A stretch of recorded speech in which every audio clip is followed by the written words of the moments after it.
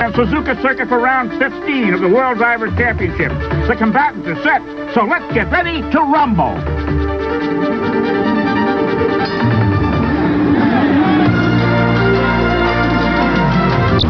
The Suzuka Circuit is part of a huge amusement park complex owned by the Honda Motor Car Company.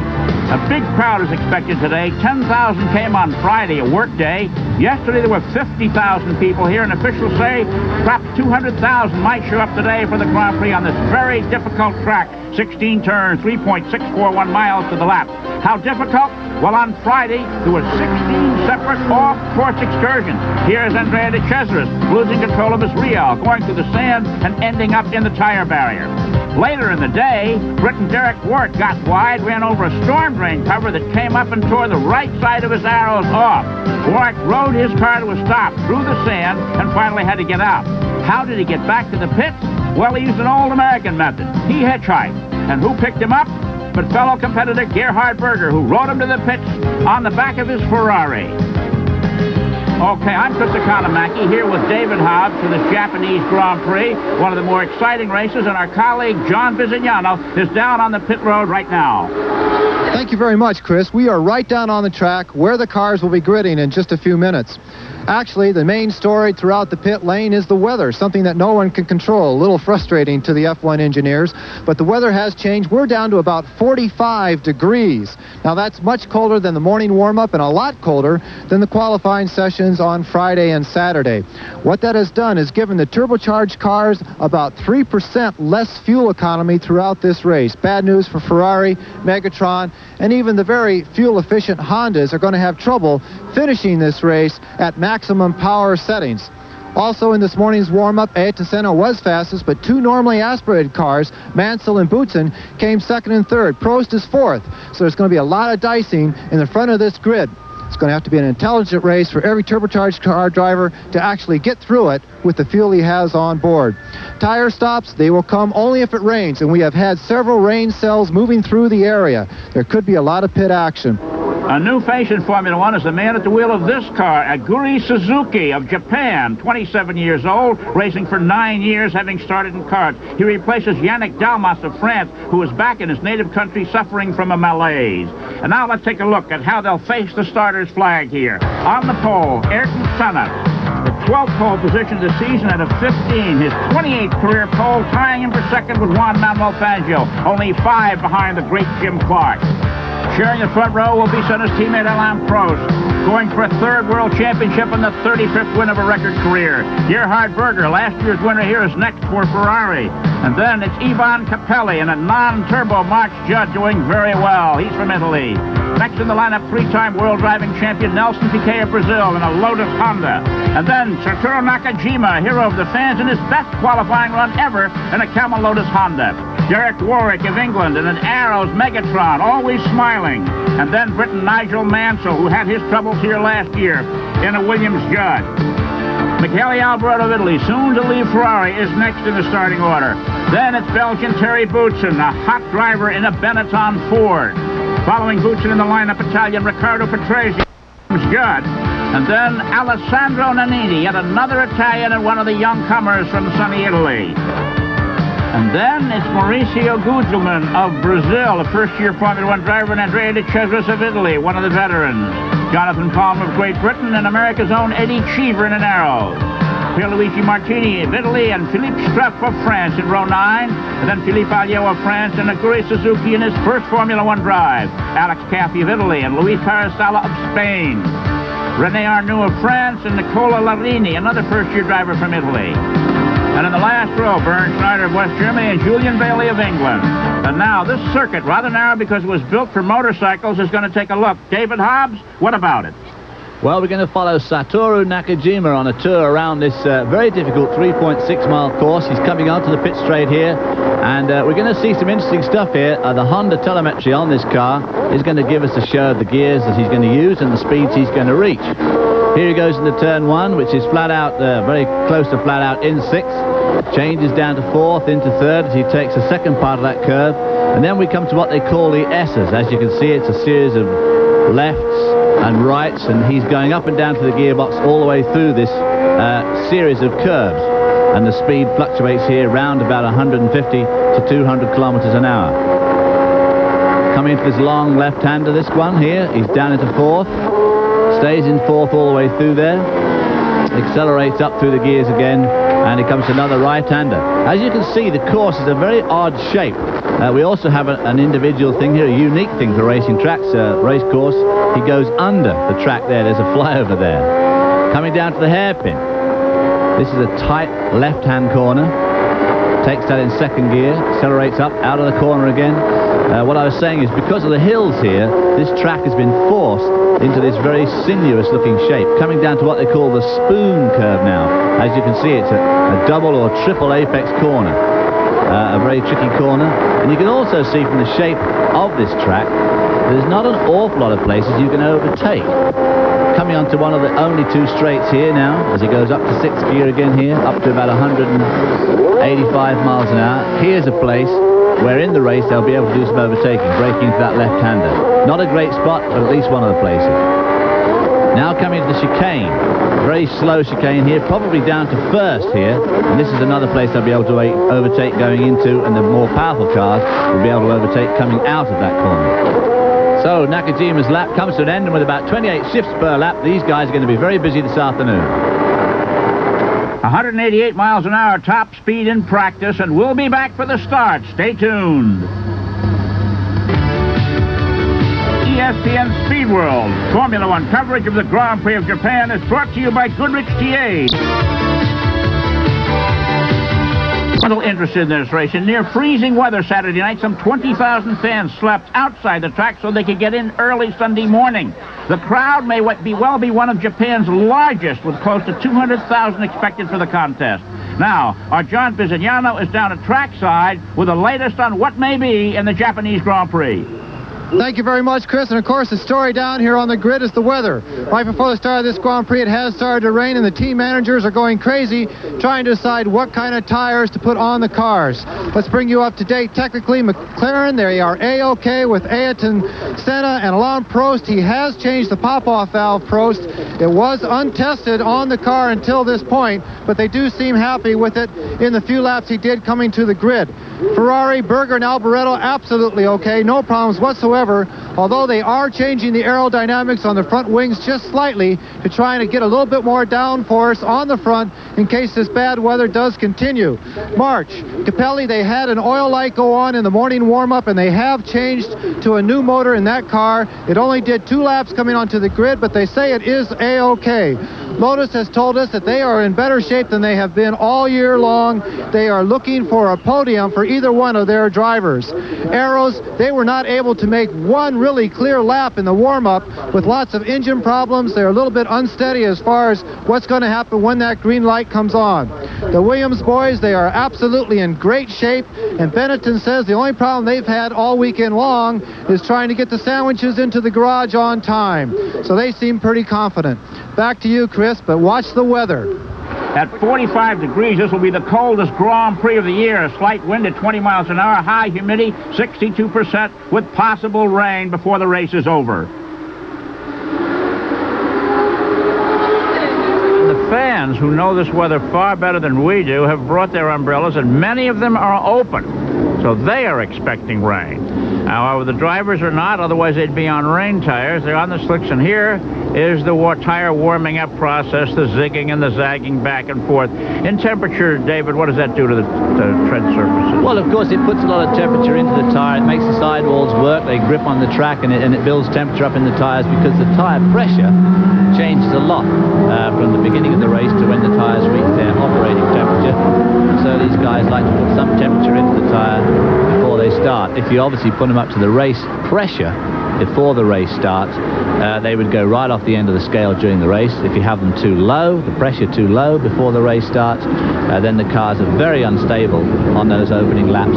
So these guys have to start with the low pressure and try and put some temperature and pressure back into those tires on this warm-up lap. Well, the last few races, the starts have seen Alain Prost do a far better job than his arch-rival Ayrton Senna. However, should it rain, Senna does have a better rain reputation than Prost does. There's another interesting thing. Right behind Ivan Capelli are the two Lotuses, and right behind them is Derek Warwick in the Megatron Arrow, one of the Megatron Arrow cars. This is the best, probably cumulative qualifying time that all three of those cars have had this year. Nelson Pique there in 5th spot. Right behind him on the same time, Nakajima in the second Lotus, and right behind them is Derek Warwick. Very, very good qualifying effort by all three of these cars. It'll be interesting to see if they can maintain that sort of pace in the race. Derek had a very miserable warm-up this morning. That's true. He was very poor. There's Ayrton Senna on the left, Alain Prost on the right, and everyone interested in Formula One racing is waiting to see which one of these two men is going to have the advantage. The distance between the rows here seems to be greater than at some of the other tracks. So Prost is about 2 car lengths behind Senna. We're watching the light now. 51 laps on this racetrack, 3.641 miles to the lap for what really amounts to the World Driving Championship.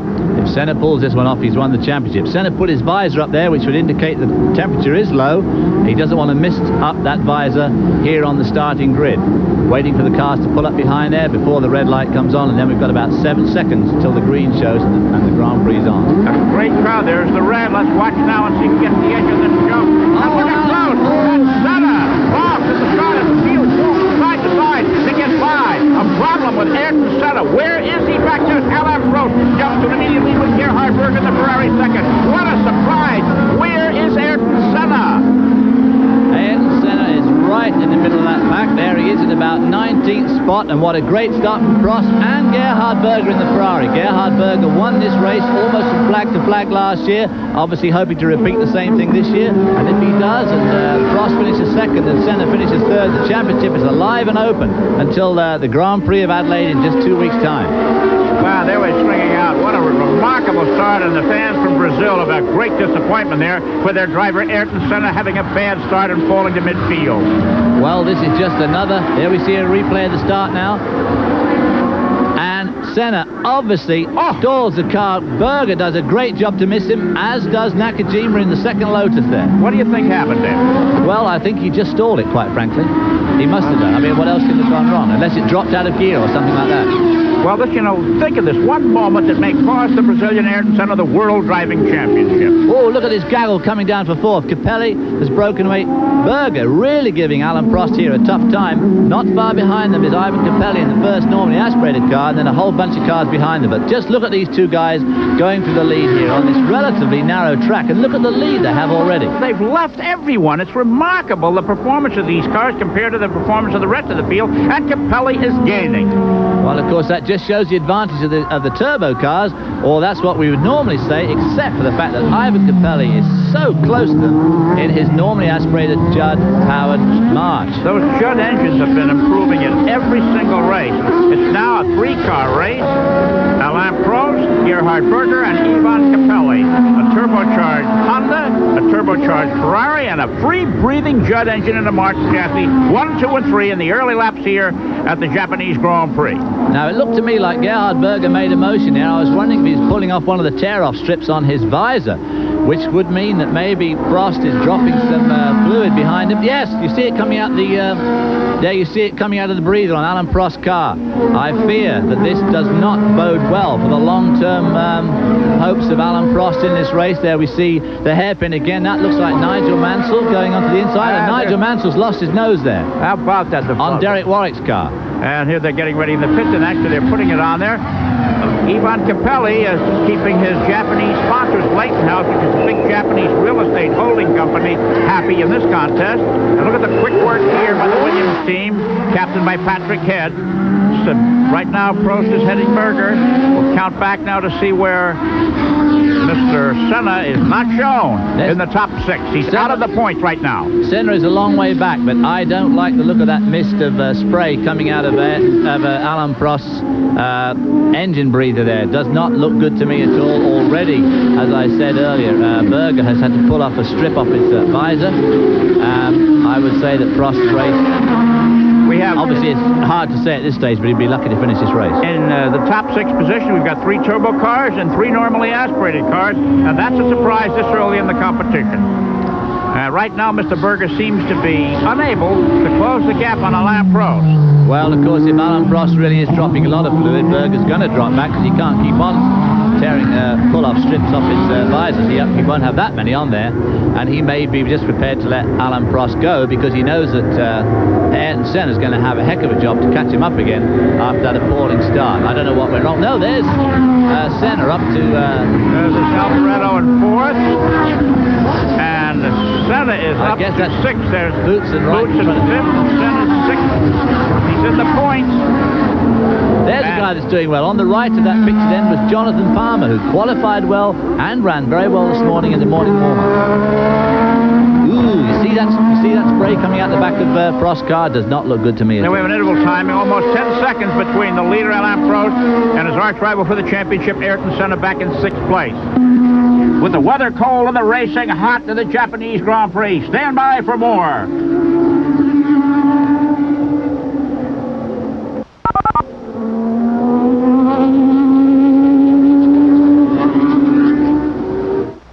The ultimate goal of any Formula One driver is the World Driving Championship, an exalted list headed by Argentine Juan Manuel Fangio, who won the coveted title 5 times starting in 1951. Other multi-winners include Sir Jack Brabham of Australia, Jackie Stewart of Scotland, Niki Lauda of Austria, and Nelson Piquet of Brazil, and Alain Prost of France, with 2 world titles to his credit, wants to move on to this list. And of course, Ayrton Senna, who is yet to win a world championship, is also wanting to get on that list with his first one. Now here we have Gerhard Berger being pursued hotly by Ivan Capelli. David, aren't you surprised that that non-turbo car can do so well against him? Look at him on the inside there, pulling abreast of Berger. He's going to go inside him in the corner. How about that Capelli with an underpowered car passing a turbo Ferrari? And not only passing him, but passing him right at the end of the straight. And as he goes through these curves, you can see him already stretching his lead over Gerhard Berger, and it makes you wonder whether, in fact, he'll be able to put some catch up some ground on Alain Prost. Ivan Capelli now in 2nd place. What a drive in a normally aspirated car. You know, it's like racing on your home track. Leighton House is a Japanese holding company, and they're the sponsors of this blue car that just went past the red one. I guess when you get your rooters there cheering for you, you find something extra. Well, of course, Leighton House is becoming quite a force in motor racing now. They have, in fact, bought a large percentage of March cars themselves. Of course, March cars make a lot of Indy cars. There's Ron Dennis, the McLaren team owner, chief, and he has with him one of the Honda engineers. I wonder what they're talking about. You know, they have the telemetry which tells them exactly what's going on in those Honda engine cars, and we wonder if anything can go the other way, David. Can they do anything, make an adjustment on the engine controlled by radio from the pits? Well, I'm not sure, but it can only be a matter of time before they will be able to do that. The sort of stories you hear about their data collecting is awesome. There we see them again, looking at the screens there, trying to diagnose what's wrong or what's going with these cars of Prost and Senna. The pressure's on these gentlemen here. They're in their home country and they must deliver. Here's Ivan Capelli and Gerhard Berger, 2nd and 3rd in the Japanese Grand Prix, rounding one of the super fast corners on this beautiful Suzuka circuit. Gerhard Berger there using more road than Capelli as they come into the chicane, down into 1st gear, I'm sure, for Capelli as he swings through there. The March cars really showing some good form this year.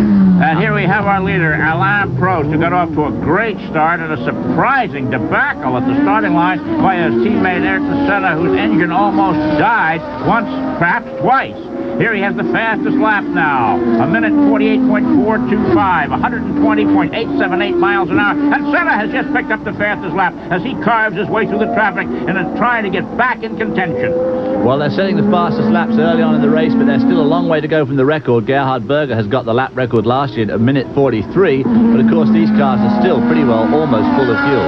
Well, of course, they had 200 more horsepower last year. These engines have been cut way back in their power output by the turbocharger boost limitation, but still a great race, and they're doing a fine job out here on this racetrack. There are the standings now after 6 laps. Alain Prost of France, Ivan Capelli of Italy, Gerhard Berger of Austria, Ayrton Senna of Brazil up to 4th place, Terry Boutsen of Belgium, and Michele Alvaretto of Italy, with 4.9 seconds separating the 1st and 2nd place drivers. And, of course, the normally aspirated car cars of Capelli and Boutsen putting on a good show here. But there we see, in fact, Thierry Boutsen rounding that tight left-hand hairpin, running now in 5th spot. It looks like Mr. Senna is trying to prove himself, David, after making that gap at the start. I wonder if that was a human error, or did something happen to his car? Well, I would say he probably stalled it, or nearly stalled it. It can't have been anything else, or he misselected the wrong gear. I would say that it was definitely some sort of human error there. But those standing starts are always a lottery, and of course, being at the front of the grid like he was extremely lucky not to be hit by anybody else behind him. Well, he knows this track. You know, Senna's just finishing up his 5th season of Formula One racing. His first Formula One Grand Prix was the Brazilian round of 1984, and he certainly has made his mark in these 5 seasons. It will end with our coverage of the Australian Grand Prix on the 13th of November. Well, of course, his power of qualifying is his most awesome attribute, probably. This year, he's been on the pole so many times, and already he's jumped right into 2nd overall, equaling Fangio with 28 poles, and will almost certainly next year surpass Jimmy Clark's total. In the last few moments, Ivan Capelli set up the best lap time and followed momentarily by Thierry Boutsen, who now holds the honor of being the fastest man on the track. Here's Michele Alboreto taking a sand bath in his Ferrari. Tough break for the Italian. He's headed for the unemployment line after the last race of this year. And here we have the leader, Alain Prost, the professor, smoothly wheeling the car around. Great color scheme on his helmet, David. Well, yes, he's showing the colors of France the best, and Ivan Capelli, I'm sure, is catching him up there, which would be absolutely amazing if Capelli could make ground on Prost, although we saw him do that in the Portuguese Grand Prix just a few weeks back. Prost, of course, got a lot of pressure on him today. He does want to join that list, as you said earlier. Here we see Alboreto back on the track. Oh, we see how he got up in the first place now. Interesting there. He didn't get tagged. He got just slightly nudged by, that looked like one of the Benetton cars there. And there on the map of the circuit, we see right where he had his problems as Alain Prost continues to set the pace in this Japanese Grand Prix. And Ivan Capelli getting closer and closer. And Alain Prost weaves his way through the slower part of the course. Capelli 2nd, Berger 3rd as the Japanese Grand Prix unfolds. We'll be back for more after these messages. Saw the leader moving in on Alain Prost. It may be a tough battle. If Capelli should win, it'll be the first time a normally aspirated car. There he is, 3.5 seconds, and Senna is still further than 12 seconds behind, but he's in 4th place, and those points count. If Capelli should be able to pass Prost and win this race, it'll be the first time a car without a turbocharger has won since the 1983 Detroit Grand Prix, taken by Michele Alboreto in one of the Tyrrell Fords. Over 80 races have been run, all won by turbo cars, and here comes Ivan Capelli. And the fact does remain that Ivan Capelli is pulling away, for instance, from Ayrton Senna. He must be, because of the time gap between Senna and Prost. He's also pulled away a lot from Gerhard Berger since passing him just a few laps before, and he is definitely making ground on our leader, Alain Prost, which is pretty exceptional for this driver-car combination here at Suzuka. The question I have to raise now is one of tires. These tires, the Suzuka circuit is very smooth. It's not too abrasive. I don't think it's too tough on tires, but the pace they're setting here may be a tire wear circuit, and I wonder if we'll see any stops later on for replacement rubber. Well, funnily enough, they say that this circuit is a bit tough on tires. The circuit, the compound of the circuit is a bit hard on the tires. They use the brakes here very, very much, very, very hard. As you can see, here's a good case in point as they come into that hairpin from pretty high speed. And apparently tire wear, I don't think today, with the temperature as it is at the moment, is going to be a real problem, but it might be. Okay, here's the next battle as Ayrton Senna tries to polish off Gerhard Berger, last year's winner here. He's moving in on him, trying to get closer and closer to Alain Prost and preserve an opportunity to win the 1988 World Driving Championship. Makes a lot of ground there on the brakes on Gerhard Berger, and not far behind these two is Thierry Boutsen. There we see him just coming to the picture in the 2nd of the normally aspirated cars. Prost being closed in on Capelli. Capelli down to 2.6 seconds now from just over 3 seconds. Only 1 lap to go. Pretty good going. Senna's looking good out here right now, but there are those in Formula One who say that starting 3 races ago, go. He's lost his momentum. And there's Nelson Pique, the current world champion, the reigning world champion at the moment, stuck in the sand in his Lotus Honda. As I said earlier on at the beginning, both these Lotus Hondas, him and Nakajima, qualified better than they've qualified for any race this year, but it looks as if Nelson Pique is out of this race, unless they manage to get him out of the sand. Soft sand. There we go. That's it. We got the Armstrong method going here. Here's another look. Oop, did it all on his own. Can't blame anybody else for that. It obviously must be very, very slippery going into that hairpin. Another cold day, David, and the tire warmers and so forth. Play a part in such an episode as this? Well, this far in the race, his tyres should be up to real operating temperature now, but if someone's spraying a bit of oil down there, it'll obviously make it slippery. It doesn't matter how warm the tyres are, slippery. You know, think what's going through Pique's mind right now, waiting to get pushed off. Chagrin. Right, to use a French word. Ayrton Senna has got around Gerhard Berger. Gerhard Berger's been closed in on by Thierry Boutsen, and now all that Senna has between him and the lead is old Ivan Capelli, who's done yet again the fastest lap of the race in 47.3. 1 minute 47.3. 122.06 miles an hour. This is a great automobile race we're seeing. And Formula One has got better and better with every race since that day in Brazil where Alain Prost took off and left. Poor old Gerhard Berger's not having a good day. If you remember this time last year in a Ferrari, he shot off at the drop of the flag and promptly disappeared from view of everybody. But today he's being everybody's all over him like a cheap suit, and now old Thierry Boutsen. Senna is still more than 12 seconds behind Alain Prost, but Capelli has moved to within 2 seconds of Alain Prost. Mr. Capelli is surprising everyone here at Suzuka, including the occupants of this announce booth. During practice, we had a chance to ask if it was true that there are no good places to pass. No, here there are 2 or 3 places where it's really not difficult to overtake another driver. The most exciting part is after the long straight in front of the pits. After this, there is a twisty part of the circuit going up to the hill, and it's really difficult and really technical. Well, Capelli has wound him in. Now, of course, all he's got to do now is get by him. I mean, he's in the critical striking distance now. He can't get any closer than that without passing the guy. And the question is, can he pull it off? It's going to be tough to get past Prost. I don't think Prost, knowing that Senna's now third, I don't think Prost is going to give up too easy. And Ivan Capelli is a new and interesting challenger for Alain Prost. Hang in there. We'll be back for more of the Japanese Grand Prix.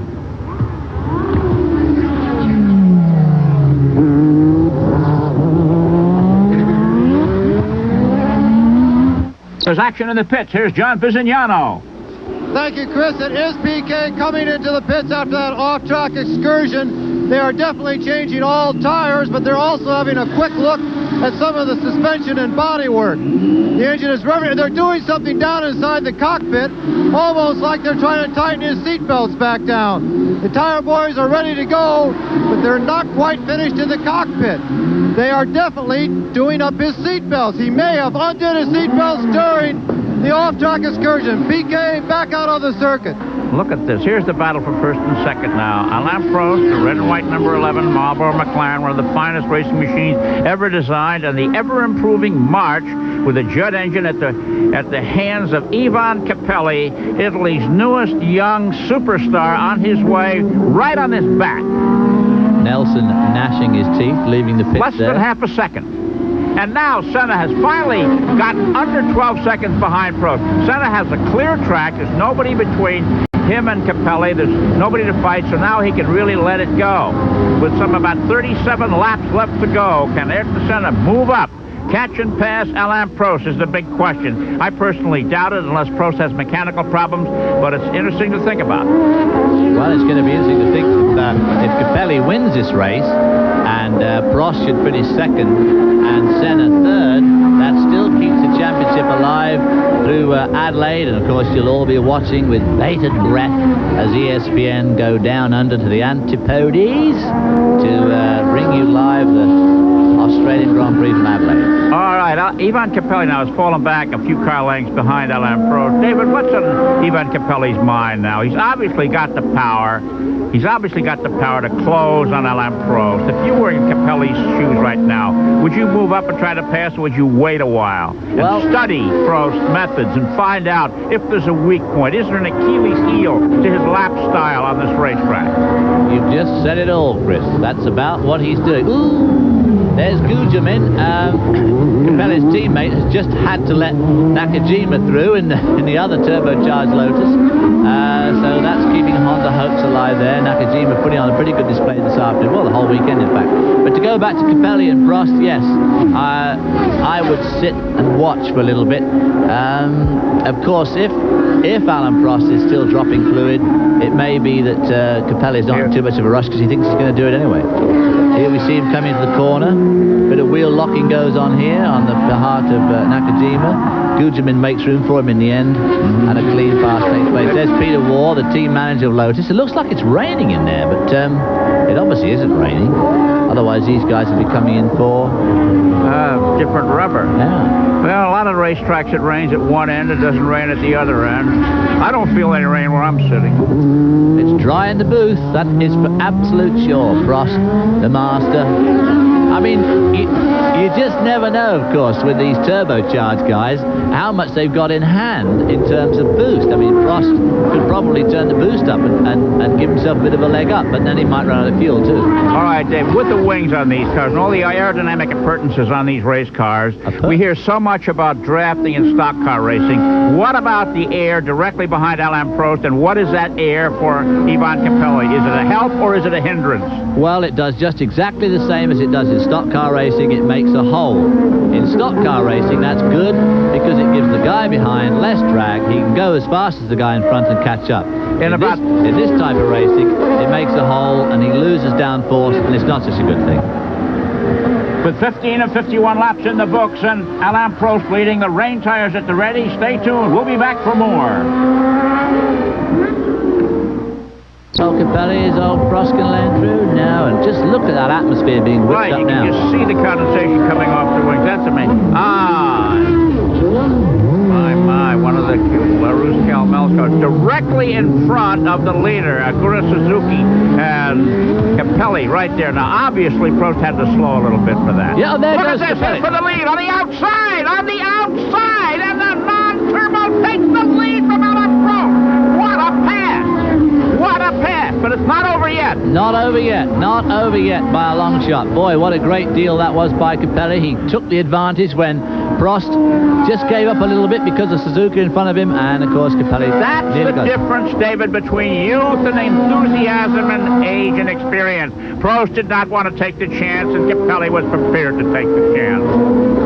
But Alain Prost did keep his foot in it and didn't let him through in the end. And of course, you never know just how much more extra horsepower that Prost had down that straight. But Capelli really, really is giving Prost a tremendous run at the moment. Italian comedian is really fired up. You know, he's the jokester on the Formula One circuit. He comes around with practical jokes. He showed up at the first race with his arm in a cast, a plaster cast, telling his team owners that he'd broken his arm and he was prepared to drive with his arm in a cast, and they were shocked. And of course, he had it cut off. He was okay. He was just having fun with them.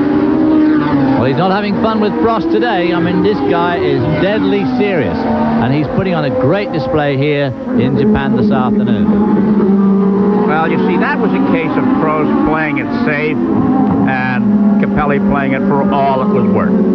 Well, of course, Capelli has to play it for all it's worth, because if the chips are down, Alain Prost has got about another 100 horsepower to play with and can always pull away and knows he can, but so does Capelli. Capelli would want to get in front. It's more important for Capelli to be in front than it is for Prost at the moment, and he really wants to get in front and try and dictate the race himself. And Prost knows that he can really dictate the race with his horsepower. And of course, Prost all the time is worried about the guy that just came into the top right-hand corner of our picture there before it changed, and that is Ayrton Senna, who must be now within just 3 or 4 seconds. Oh, there's Derek Warwick. Again, that same corner, spinning off into the sand, but this time, obviously, there you see the car up, skimming across the top. But you just see how effective that sand is. I mean, it is unbelievably effective at stopping the cars. Well, I wonder if that turn is wet, David. Well, it may be that it's been a bit damp there all the time. Well, we've seen 3 major spins there. Senna now is only 5.5 seconds behind. He has Alan really picked up. This is going to be some climax to this competition. Stay tuned, everybody. Alan Prost picking his way carefully through the traffic, and I just know Senna will be nothing like as careful. 5.5 seconds behind. He has knocked almost 6 seconds off that interval in the last few laps when he's had the clear track. It's obvious that Senna needs an open track. His car is not nearly as fast when he's in traffic. Thierry Boutsen, I noticed, got him just 2 seconds behind Senna, so he too has closed on Senna. So there's another normally aspirated engine. Of course, that's a Ford engine. The engine in Capelli's car is a Judd, and both those normally aspirated engines doing a very, very good job here today in Suzuka, because it's a relatively high-speed circuit. It's relatively high average speed, 128, 126 mile an hour. Now, Mr. Professor, cool and calm with his red gloves, gripping that steering wheel, moving from side to side on this Suzuka circuit here in central Japan. Down near sea level where the engines can get all the horsepower they need. And a big crowd here on the track owned by Honda. It's located just behind a huge amusement park that you have to go through to get to the grandstand to get out of the ground. So they get you with the popcorn and the cotton candy on your way in. Here's Mr. Capelli still hanging in there every inch of the way. There we see now then. Okay. Now we got 3 cars directly in front of the leader. Let's see how Mr. Capelli handles the traffic as opposed to the methods Prost uses. And that's one of those cars. Look at Senna back there. Yeah, not too far behind. And one of those cars that are coming up the lap is René Arnoux, who's not noted for his gentlemanly behavior in traffic. And Prost knows that. So it's going to be interesting to see how he handles it. There's Senna swinging through that corner. He said he has an ever-widening tread. We used to have a driver in America in midget car racing who could make his car wider, it seemed, in the corners when he's about to be passed. The difference now has gone up again, 6 seconds, so he's picked up half a second there. Well, he's in traffic, David. As I said before, Senna needs the clear track to really get that thing going. Well, speaking for myself, I like it. Ooh, what happened there? Oh, nothing. There we see the crossover. Very well graphically illustrated there. And here's Mr. Capelli.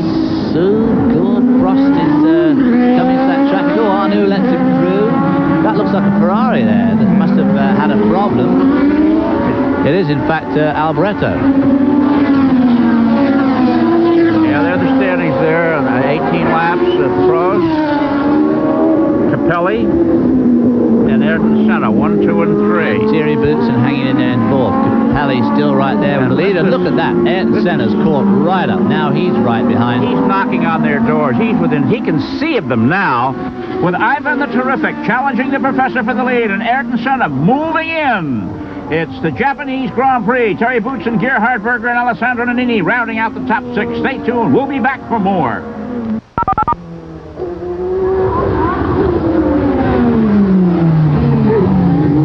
Brought to you by USF&G Financial Services. Asset management tools for a brave new world. The science of aerodynamics in Formula One is becoming so sophisticated that the teams are actually filling this very small gap between the front wing and the chassis. They use a simple silicone type filler that can be found in any hardware store. The gap itself is maybe only less than a 1/16 of an inch in size, but it does help the airflow over the front end of the wings and chassis. We asked the Aeros team management how much of a on-track advantage filling that very small gap is, and they said, John, it's too small to measure, except maybe in our drivers' minds. There we see, that's a nice aerial shot. Great helicopter shot. As you can see, Capelli not making up much ground there through that long sweeper, but he does make up just a little bit there going into that one. On the exit, Alan Prost makes a massive leap forward. That's that turbocharged engine. Exactly. Not too many places. And now, Senna's past Capelli. Capelli must have had a problem. Yeah, it looked as though he dropped back sharply. Too suddenly, yeah. Missed a shift or something. But here now, it's The Dallara, Alex Caffey in the Dallara. Here's the story of Formula One. Oh, yes. Oh, Capelli's out. What a shame. A tough break. But we've got now again the same old story in Formula One. Marlboro, McLaren, Honda, 1 and 2. Which one will win? A tough break for Ivan Capelli. Coming up now. Looks like gearbox to me. The way that car, just a few seconds ago, we saw it shaking a lot on the overrun there as it rolled towards the pit. I wonder if he's broken a ring and pinion or something like that. Now, as Ayrton Senna closes on Alain Prost, what we're going to see here, if we see a pass, it will be a pass that means the World Driving Championship. If he passes him and maintains that position in front of Alain Prost, you're absolutely right. That is the World Championship. They finish the way they are at the moment. It's still open until Adelaide. Look at that, 0.7 of a second. Boots and Berger, Nannini and Patrese trail the two McLarens, 3rd through 6th. With Boots and the only one possible to mount a challenge here at about 4.6 seconds behind the leader. And he has dropped back, well, he's dropped back those 4 seconds because he was right behind Ayrton Senna, but Senna's really got the bit between his teeth now and is off after Alain Prost, his teammate. No real love lost between these two, despite what they all say, what they both say about each other. Ayrton Senna wants his championship in the worst possible way. I'm sure he wants it badly. Dave, what about the chances he's prepared to take? He took some in Portugal, really bold and not too good chances. What kind of team orders prevail here? And how obedient is Ayrton Senna as a driver? And, how bold is he as a driver under these circumstances? Well, I think the team orders in the McLaren Honda outfit are pretty laissez-faire. I mean, it's let the best man win. Obviously, the team would say to these drivers, don't go and take each other out of the race, especially take both out. But on the other hand, anybody can win this race if they want to. Look at that, Alain Prost again. He's got the fastest lap of the race, so he's not giving up. I mean, Alain Prost is not turning over and letting Ayrton Senna take this championship away from him. He always saves a little something, doesn't he? Yeah, he certainly does. Well, David, Ron Dennis told me that at the beginning of the season, halfway through the season, there were no team orders. He says, and there won't be any team orders unless there has to be. And I think after Portugal, there had to be some team orders with that episode that we saw there. Ooh, nasty place there for Prost to get balked as they go through that fast. You see what happened there? Right behind him now is old Senna. Now, that was a bit unfortunate for Alain Prost. That's the sort of thing that happens in traffic. I mean, you win some and you lose some. And you just can't dictate where it's going to strike you. You can only do the very best you can with it when it does strike. Well, there, the advantage is still Prost, but by a very slim margin now. Here we have Senna, who had gained so much ground on Prost, and now he's just sitting there 10 car lengths back.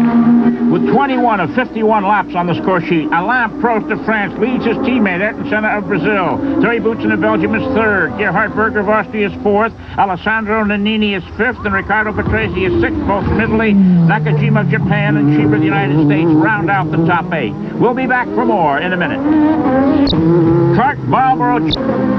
Meanwhile, today's all-star cast here in Japan is still being led by Alain Prost of France, followed very closely now by his teammate Ayrton Senna, both, of course, in Honda McLaren cars. Well, Prost's dream of a 3rd World Championship is getting dimmer and dimmer by the moment as Senna closes in. Now, Nigel Mansell's out of the race. Let's take a look back at what happened to him. David? Going into the chicane, Nigel just got a little bit opportunistic, tried to get inside Nelson Pique, whose corner it still was, just marginally, and it's obviously sidelined Nigel, shaking his left. Ooh, he's obviously hit his elbow or something on the monocoque there, I'd imagine, when he took that wild ride over the curb, and it was a wild ride. That was a hard landing. It's his 2nd hard landing in 2 years here at this Suzuka circuit. Last year, he was knocked out of the competition in a practice crash. In the meantime, Alain Prost now knows full well that Ayrton Senna is right behind him and closing as this race gets closer and closer to a finish. If Ayrton Senna passes Alain Prost, he will be the 1988 World Driving Champion and into traffic now. Prost has said time and time again this year that he doesn't want to take risks. I think he's going to have to change his thinking if he wants to win today. Well, he's up behind Andrea De Cesaris at the moment, and that's always a risk trying to get around him, and in front of De Cesaris is Gugelmin, Capelli's teammate, and as this traffic slows Prost up, there, right on his tail, is Ayrton Senna as they come onto the main straight. And look from above as Senna moves in the left, and he slipstreams by, and slingshot by for the lead as Ayrton Senna of Brazil passes Alain Prost of France for the #1 spot. What a surprise after a terrible start. He's carved his way through traffic and now takes the lead. This is really remarkable, David. Well, he has had an absolutely astounding drive. The first time past, he was between 19th and 20th. He made a terrible, terrible start, as you said, and he just made a great move there on Alain Prost. He used Alain Prost's slipstream to good effect. NASCAR watchers will appreciate that. Prost probably just balked a little bit there by Andrea de Cesaris. Not much, but just enough to get out of the throttle just a little bit, and Senna kept his foot in it, and here we see it again in replay. They go down the main straight, really using up that McLaren slipstream. Look how Prost moves over to block him, not suddenly, but he does push him way offline. As you can see there, Senna's in the dust and dirt on the inside of the track, and he nails Prost, takes the lead. Also has got round both those two slower cars, Guterman in the March and Andrea de Cesaris in the Real, and Senna has now got a good lead.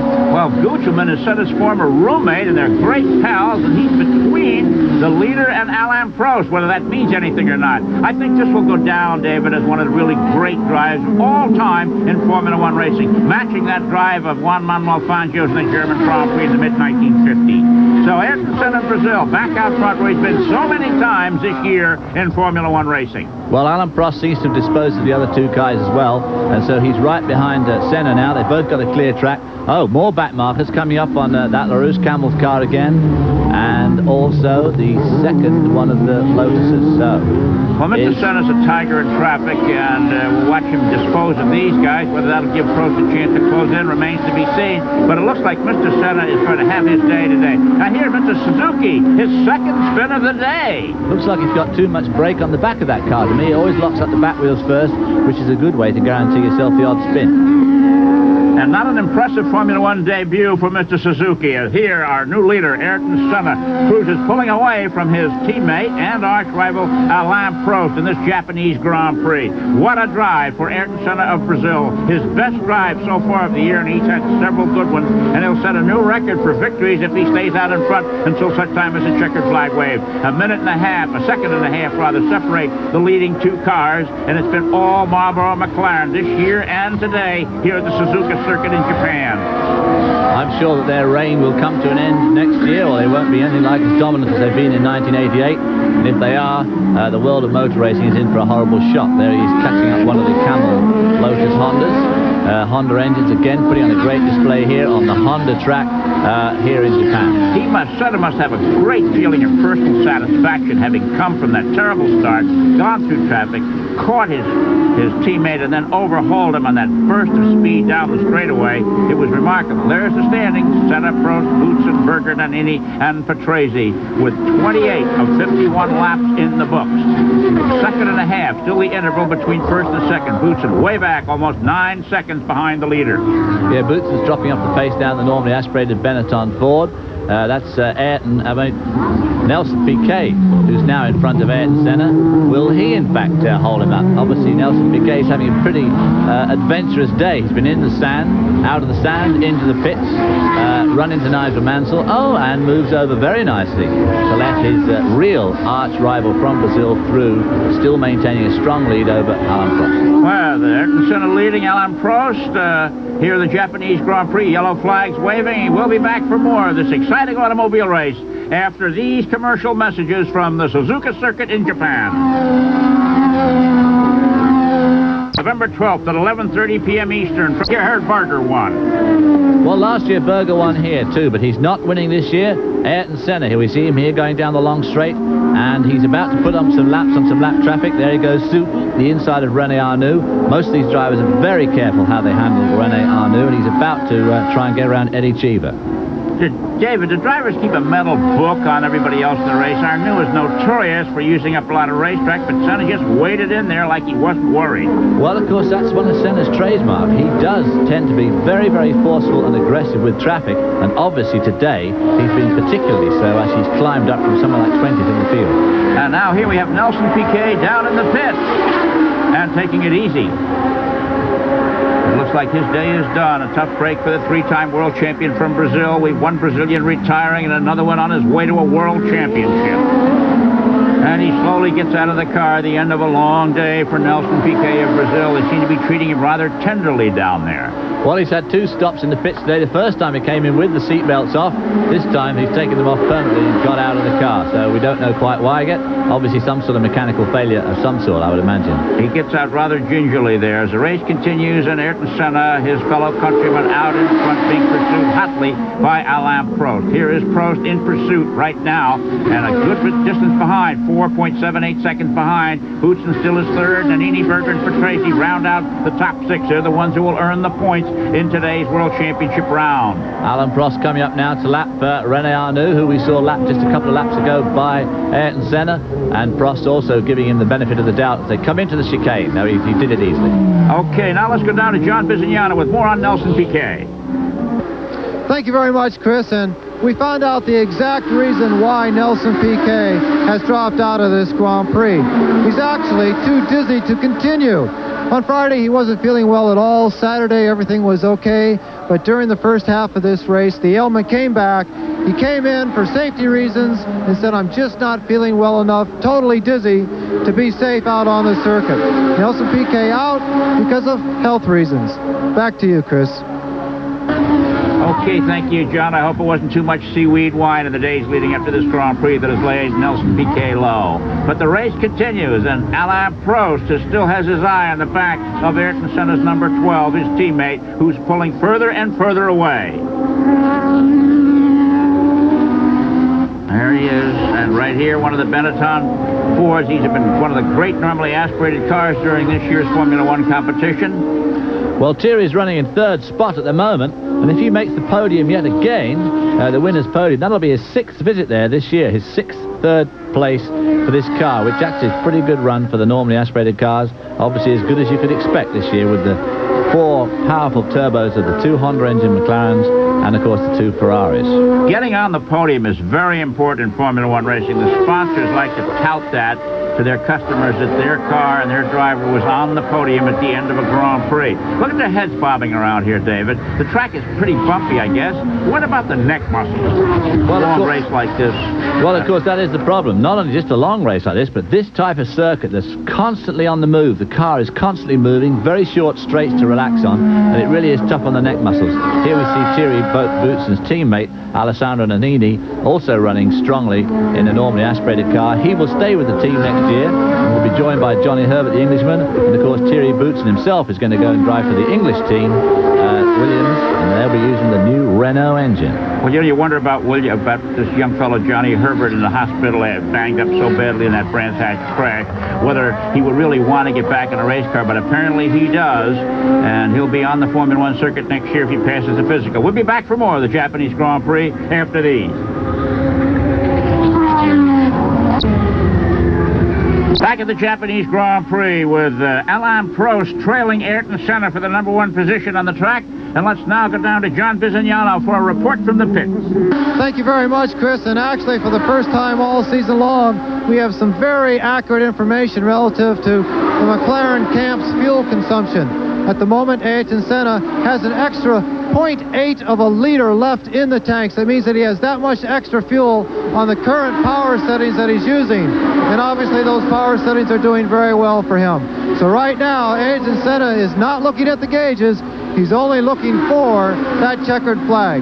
Back to you, Chris. 0.8 of a liter. That's only about 3 cups of coffee. It may be a lot in Formula One, but it doesn't sound like much. And now here, our leader, Ayrton Senna, is trying to get by Satoru Nakajima, who's having a pretty good day on his home track. And Mr. Senna had trouble there, but finally ducked inside of him and got through. This allows Alain Prost to close up substantially.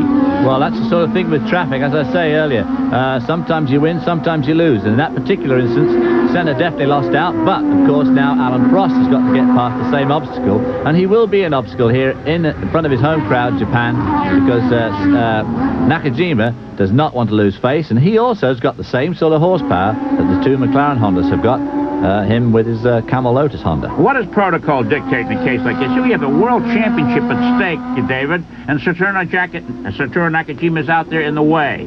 Well, of course, it's up to the passing driver to make the pass. You don't have to let them through. On the other hand, I always feel that if you're being lapped, for goodness sake, what is the point in getting in the way? Well, that's a good way of looking at it. You've always been described as a gentleman driver, David. However, I've not always agreed with that observation.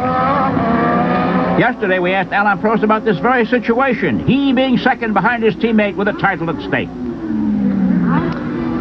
It's difficult. I don't know what I'm going to do tomorrow morning. Just if I show everything, and also doing the rest, it will be difficult because he's a very tough driver on the track. And for sure, for him, winning championship is everything in his life, and it's going to be very tough for me. So I see what I can do, but I don't want to decide before. Just judge at the right moment. Now there's Arturo Nakajima in front of Alain Prost, who is chasing Ayrton Senna. Nakajima's not an easy man to get by either. Let's see how Prost handles the situation. He pulls out, slipstreams by, and whoa, he puts a chop on him, eh, David? Well, he did really, but I think the long lens made it look just a bit worse than it was. But he's in a big rush to catch up with Ayrton Senna. And that he needs to do that if he wants to become world driving champion. Ayrton Senna leading, and with 10 laps to go in the Japanese Grand Prix. Back with more after these messages. Holding down 4th place in his non-turbo Benetton Ford. Our leader is Ayrton Senna of Brazil. 2nd place is Alain Prost of France. And right now, Nannini is chasing Michele Alboreto, who spent some time in a sand trap early in the day. Well, he's trying to get round it because he obviously wants to hold on to that 4th spot. And lurking just out of the picture there is Gerhard Berger. There we see him coming into the picture, Gerhard Berger, who is, of course, Alboreto's teammate, who also wants 4th spot. Okay, here we have our leader, Ayrton Senna, pulling further and further away, and there's just waving his hand. Whether he's celebrating or pointing to the cloudy skies, we don't know, but he's moving further and further ahead of his challenger, Alain Prost. And he's still waving out of the car, and we don't see Prost either, who's obviously dropped back a lot. And I'm not quite sure what he's waving for. He's either saying I'm number 1, or he's pointing up to the heavens and saying it's raining. It looks as if it might be raining in some parts. One of those cameras looked like it had...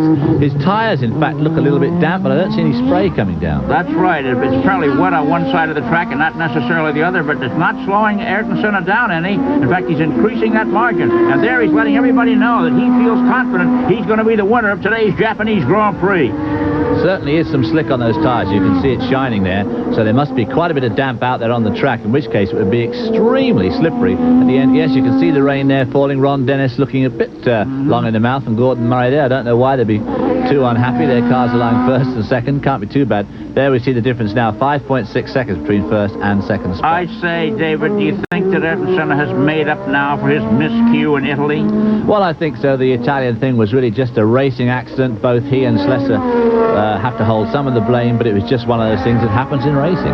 Well, 5 more turns of the track before the checkered flag will wave, and if it stays this way, you're looking at the new world driving champion, Ayrton Senna of Brazil, who will take the title with 1 race left, the Australian Grand Prix, on the 13th of November. I'm sure he'll be ecstatic if he does win the championship, but Ayrton Senna is one of those guys who, although he is very emotional, he doesn't show it much, and it'll be hard to know that he is ecstatic. Well, that's for sure. Mr. Senna very rarely smiled during this season. We may see some smiles when this is all over today. He is a very stoic type of person, portrays no emotion outwardly, but obviously it bubbles up inside of him. Smoothly circling this racetrack here, good distance from Tokyo, one of the finest racing circuits in the world, and certainly Japan's finest circuit, far ahead of the Suzuki one, which is the Fuji one, which is near Tokyo. Well, Senna's showing some real skill and class now, because that track looks incredibly slippery to me. You can see the little bit of spray coming off those slick tyres, and when they say slick in conditions like these, they really are slick, especially when the race is nearly full run. We've seen several other drivers spin off the circuit, but no slips by Ayrton Senna, or for that matter, Alain Prost. And we'll be back for the finish of the Japanese Grand Prix after these messages.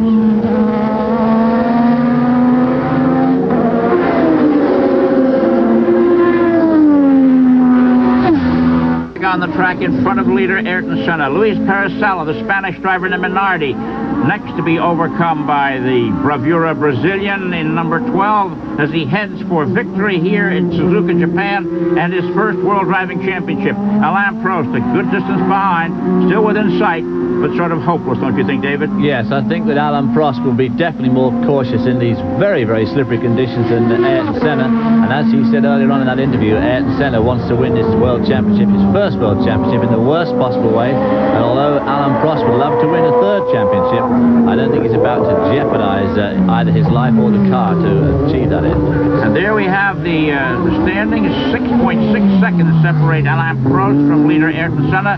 Terry Boutsen of Belgium is third. Gerhard Berger of Austria fourth. Alessandro Nannini and Riccardo Patrese of Italy fifth and sixth in this competition that's slowly winding down. 51 laps, 47 complete. Actually, 3 laps to go. The cars and drivers are on their 48th lap on this beautiful Suzuka circuit, built originally for motorcycle. And Ayrton Senna of Brazil on his way to a record 8th victory in 1 year, an unprecedented record never before established. And no one had thought anyone would ever do that. These cars have only tasted defeat once in 15 races. And that's remarkable. That was being Italy when Ferrari triumphed on the racetrack there. What a day for the Italian crowd that was too. And this is going to be a day for the Japanese crowd, because obviously the engines in these McLarens are of course Honda's. Honda own the circuit, Honda a Japanese engine. These crowd here absolutely desperate to see a Honda win the World Championship, the Manufacturers Championship, and of course this race here in Japan. You know, it's remarkable, David. The Italians were so emotionally moved out on the track, 100,000 of them strong, yelling and screaming, while the Japanese are very sedate, very reserved. They must feel inside the same as the Italians feel, but they certainly don't show it in the same way. No, that's true. And there we see Ayrton Senna. You can see how humid it is out there. Those the wings still throwing off vapor trails as the air's compressed. It goes out over those wings and squeezes the moisture out into those little vortexes that come off the edge of the wings. It's interesting that the moisture is so heavy in the air today, as you can see it right to the naked eye as it swishes. Oh, there it is, over the either end of the rear wing. You can see it. There it is on the Minardi, the moisture condensing off the back of the wing. Remarkable things happen at high speeds to things mechanical. And of course, Ayrton Senna is pulling away slowly from his teammate. Now look at Ayrton Senna. He goes over both those curbs on chicane, and Alain Prost very, very rarely does that at that chicane, and yet he clips both apexes and puts the wheel right over it. You can see the water there on the lens of that camera up in the grandstand. Senna passes the line yet again.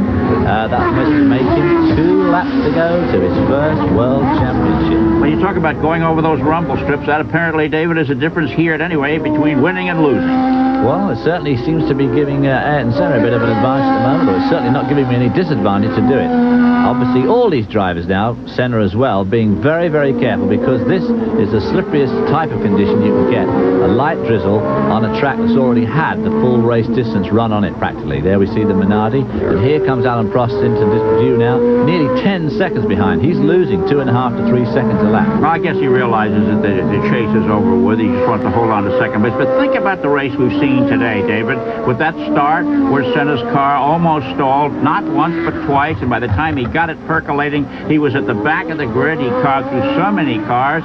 He was 12th on the official score sheet at the end of the first lap, and a few laps later he was 4th. Now here he is. Look at him weaving in and out of traffic. He's out in front. If there ever was a deserving winner today, it is the Brazilian Ayrton Senna in car number 12. Well, there's no doubt about it. He is a traffic master, and it's a pity that early on in the race we had a very good dust-up up front between Alain Prost and Ivan Capelli, who we've all tended to rather forgotten about. It'd be interesting to see how well he'd be doing in these conditions.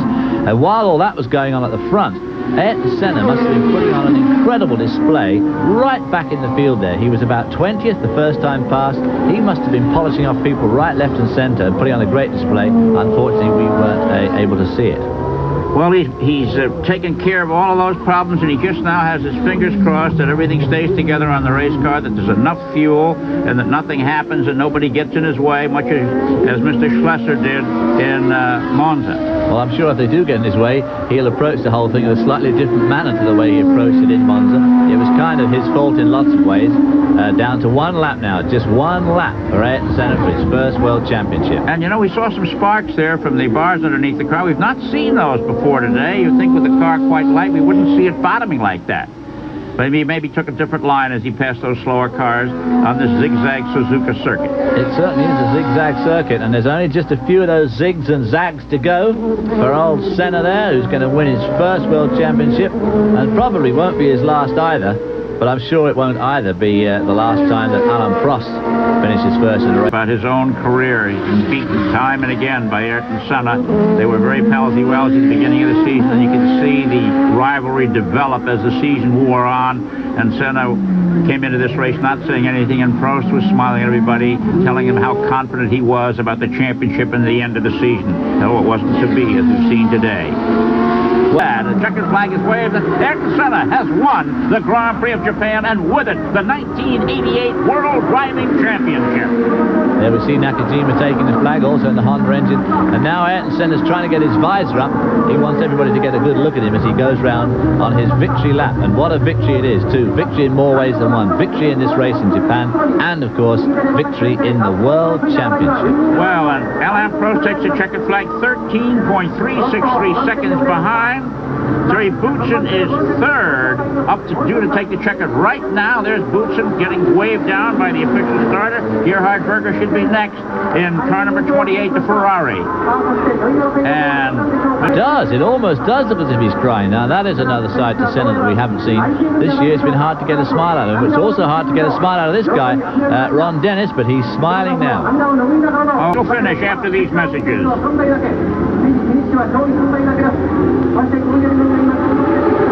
You by Quaker State Motor Oil. The big Q stands for quality. You're a dealer.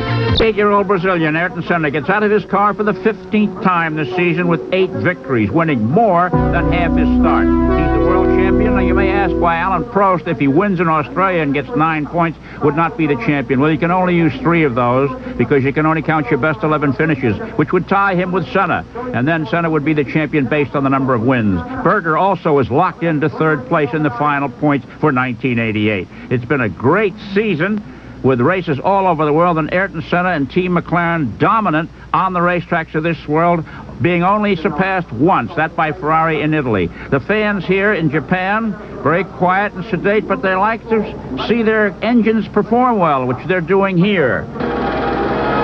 And winner Ayrton Senna stands at high and number 1 position at the podium. Alain Prost, his teammate, to his right, and Terry Boutsen in green 3rd. They are the Formula One points there, and they salute the crowd. We had a chance to talk with winner Ayrton Senna. I still cannot believe it's over. It's been a long season, I think, for me and for Alain, and it's been amazing fighting between us.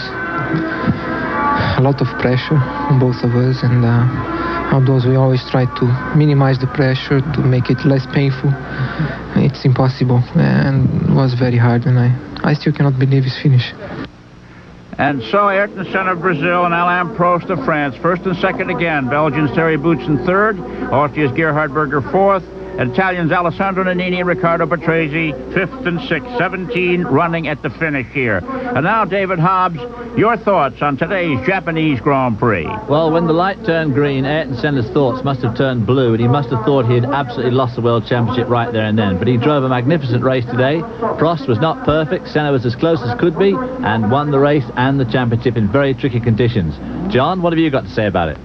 My closing comment is a compliment to Ayrton Senna. He was under a lot of pressure here, and that same pressure sort of destroyed his racing during the last third of this season, and certainly he did have trouble here at the start of this race. But he came through, he drove up all the way through the field, went around Prost somewhat easily, and actually on to victory. Congratulations to Ayrton Senna. He is a true champion. I'm sure there's many more left in his career. We're packing up on our way to Australia, 2 weeks' time. See you then. Thank you, John. Well, my feeling is that what went on today on the Suzuka track will go down in Grand Prix history as one of the greatest drives by a driver, Ayrton Senna. But the question I ask is, what does it take to make Ayrton Senna smile? This is Chris Economaki, along with David Hobbs and John Bisinano, saying so long. We'll see you all again from the finale in Adelaide, Australia on the 12th.